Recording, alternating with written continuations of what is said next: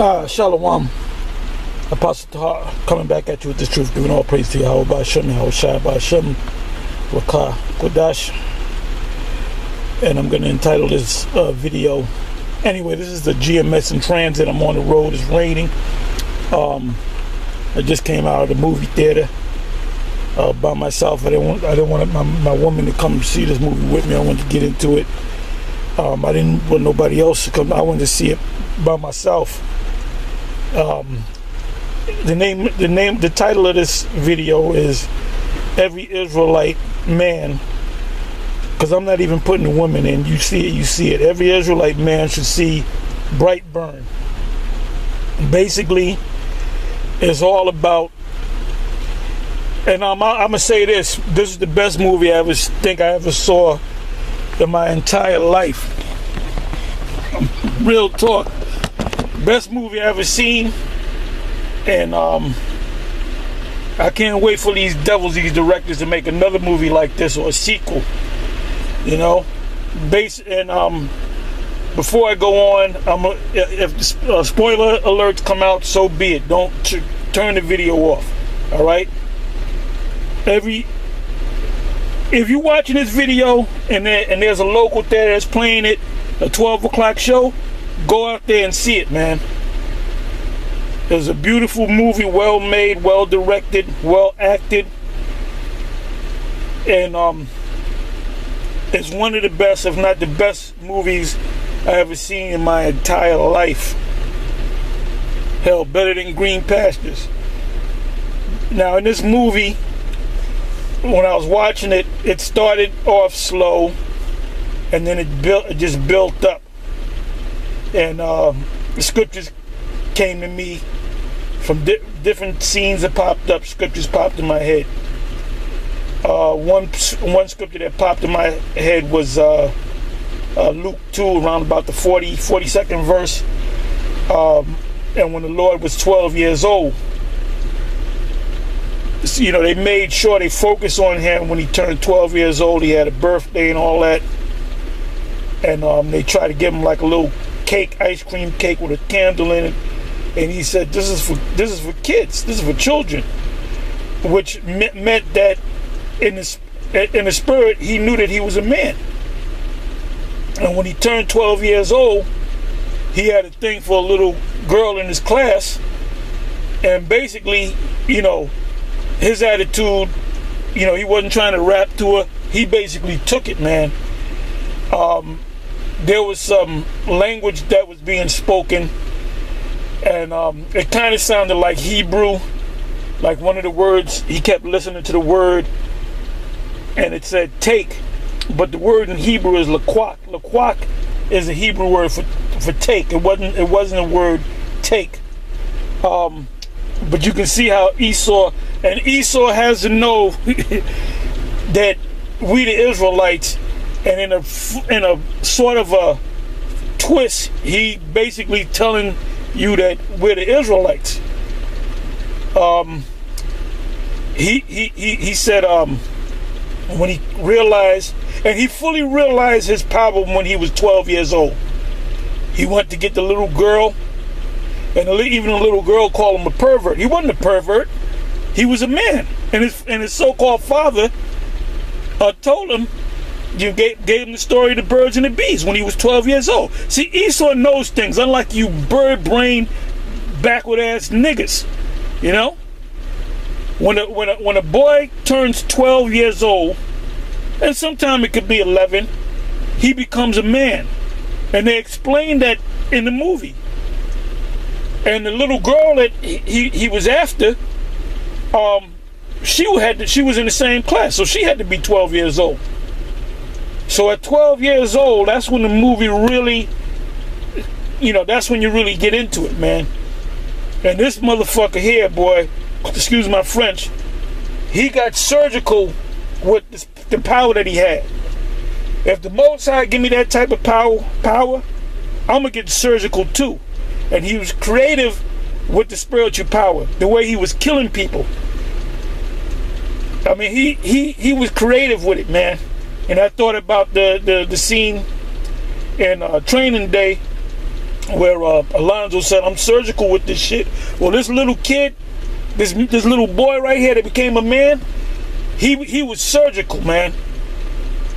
And anytime he killed somebody, I couldn't wait until he killed the next person. I'm like, yeah, I wonder how he's gonna take this motherfucker out. This is the story, the alter ego of Superman. The original Superman should have been like this. Superman shouldn't have been he shouldn't have been a good guy. He should have been a bad guy. And even at the end of the movie, he said, I think he said, I'm a bad boy, or something like that. It was like a song that was playing. But this little motherfucker got surgical, man, and creative. He said the point where he said, take the world. When the spirit jumped on him, he said, take the world. And he went to the chick's house, the little young chick's house. And when her mother got in the way, he fucked her mother up. Surgical, man. Everything he did was surgical. The scriptures also speak about we shall meditate a terrorist. Well, this little dude was meditating terrorists, man. He was calculating how he's gonna kill people. He didn't just kill him, he set him up cold and killed him, man. And he put that mark. Anytime he killed somebody. Oh, and he even got an Israelite. Now this little kid was played by a so-called white boy, but he's an Israelite, because he made a statement to the social worker, which was his aunt. He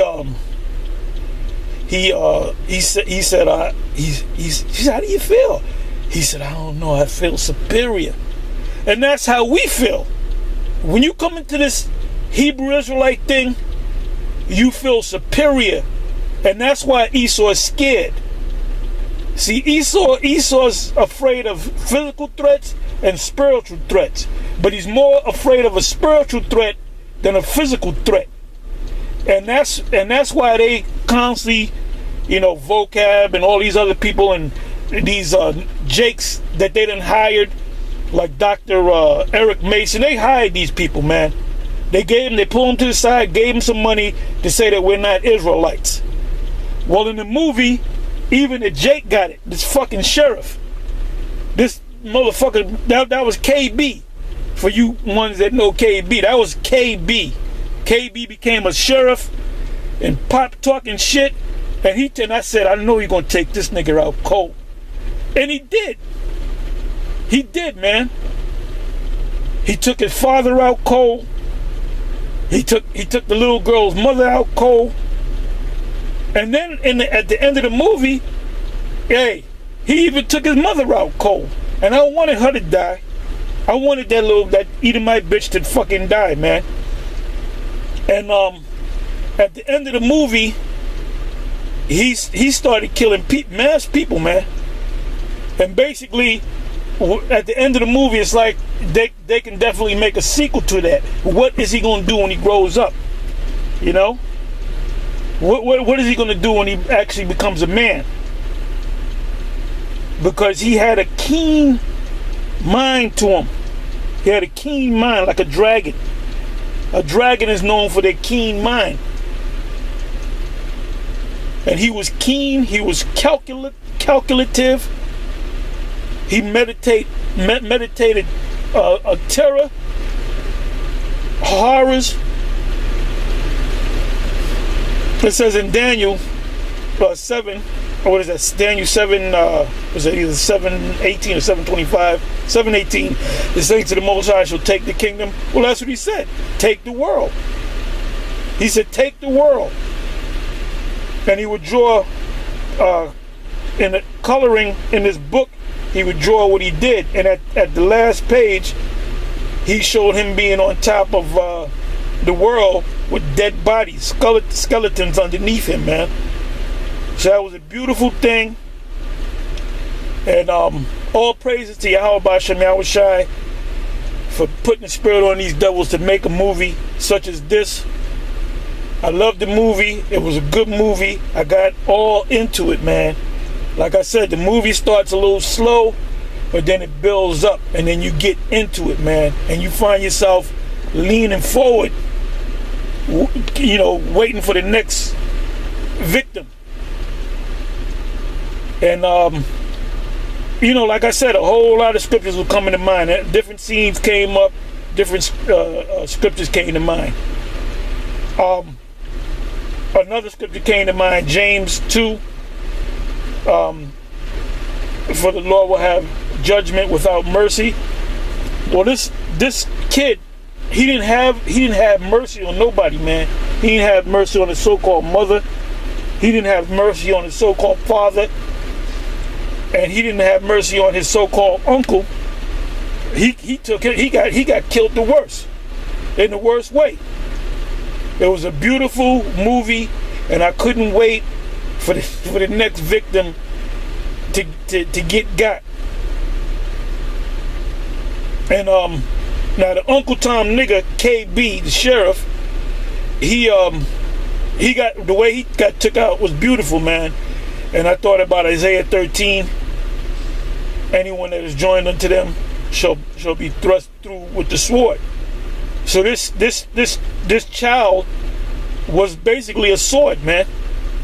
He was a murder. He was an instrument of death and murder.